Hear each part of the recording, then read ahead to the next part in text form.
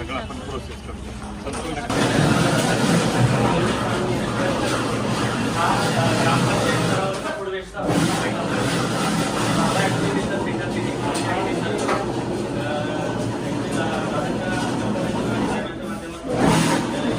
पहिला प्रकल्प असणार आहे की या प्रकल्पातून हरित ऊर्जा आणि भारतात पहिल्यांदा डीएपीला पर्याय असलेलं सेंद्रिय खत तयार होणार आहे.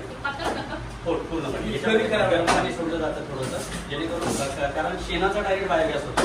याचा बायोगॅस होण्यासाठी मसाले आणि तेल याचा प्रॉब्लेम होतो आणि म्हणून यांना आपल्याला गरम पाणी आणि थंड पाणी एकत्र मिक्स करून क्रश करून टाकतो.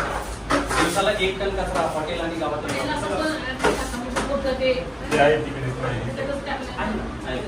क्रश करून गेले की तिकडे जातात. आणि त्याच्यानंतर आता सिलेंडरचं फक्त परमिशनला राहिलंय. आपले सिलेंडर आहेत, दररोज 10 सिलेंडर इथं तयार होतात. गॅस छोटे छोटे 5 किलोच्या याच्यामध्ये.